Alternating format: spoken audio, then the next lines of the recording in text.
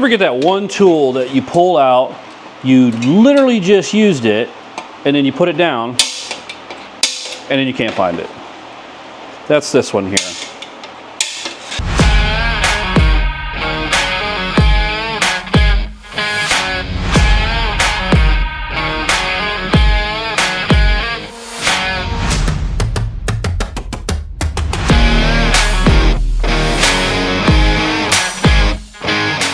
Not even going to mention it's the Goblin project. We are building this sucker here.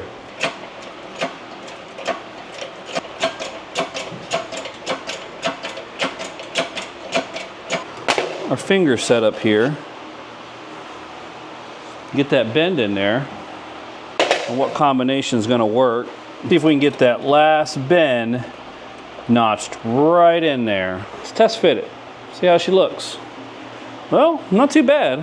That one sucks. All right, so we had a bit of a design change. Ended up going with steel.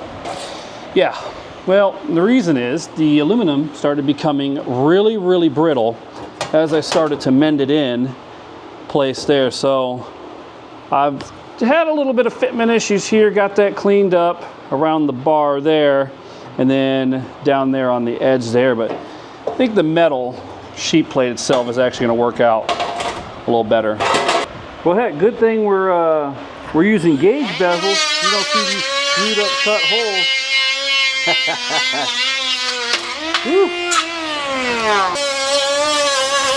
Almost there. Almost there. Do our holes line up we drilled? Nope. Oh yeah, they do. Nice. So that's where our issue is. The mounting brackets from the original OEM gauges are offset. So, well, damn, I didn't even think about that when I started doing this. Whew. All right. Well, good thing I made my holes all big so I can maneuver stuff around. But man, that sucks. That really does. We got some pretty funky measurements going on. So, I'm just gonna go ahead and I'm just gonna drill the mounting holes at this point, and then I don't know, maybe shift it around, use some bigger washers. Essentially cover the hole.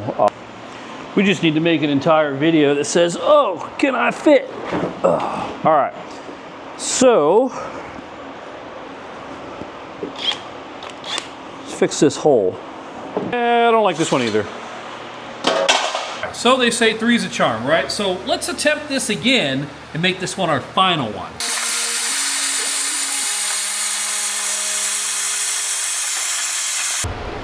All right, so let's see what we got. See if that fits right in there and how we're looking. We're gonna get it right this time. We've got a little bit of a corner we gotta take out. Let's go ahead and clean that up. So we gotta round this corner out just a tad.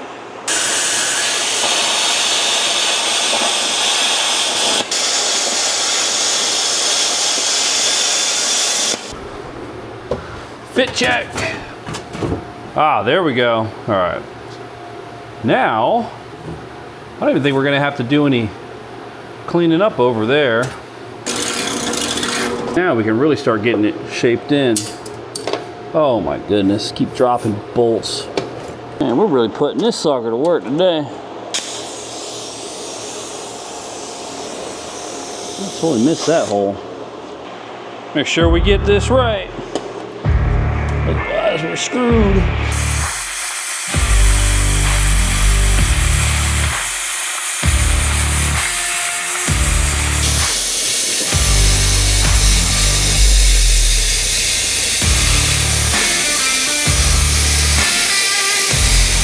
Pretty cool if we had a CNC though.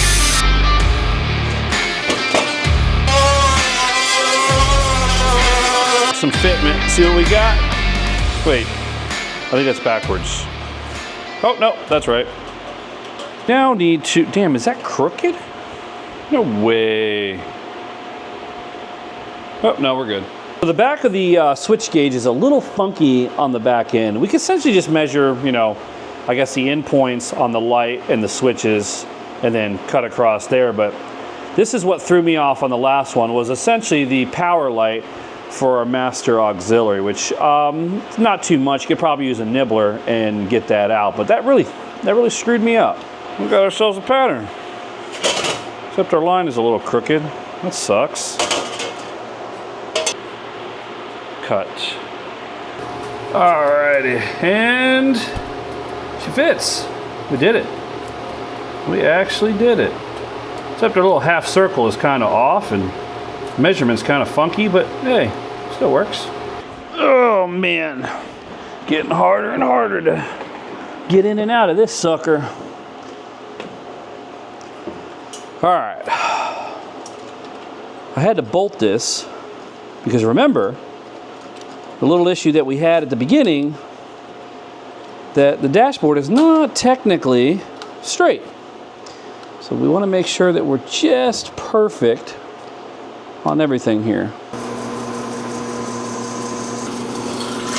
All right, so I know this is giving total hot mess vibes on what's going on here and it looks terrible, but it's gonna come together, I hope.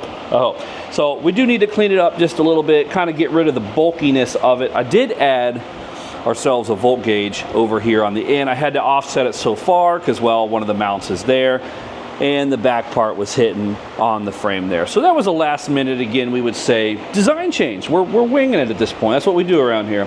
But yeah, we've got to get it cleaned up here. We're going to get these mounted. They look crooked, but remember our dash is, well, if you watch the beginning of the video, you'll know. All right, so we got a bit of an issue here. So as we're chipping away, it's becoming, well, a little funky. I think I got a fix for it. So we had to kind of get it where it, I guess you could say, matches the gauge contour there. Kind of cleaned up the edges.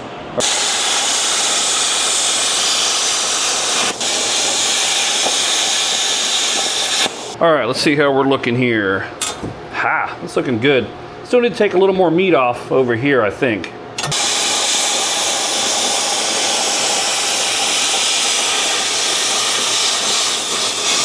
Didn't quite get all of it.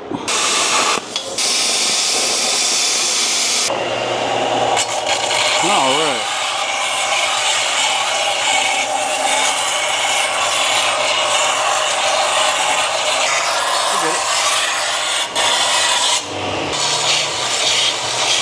Test fit time. How we looking?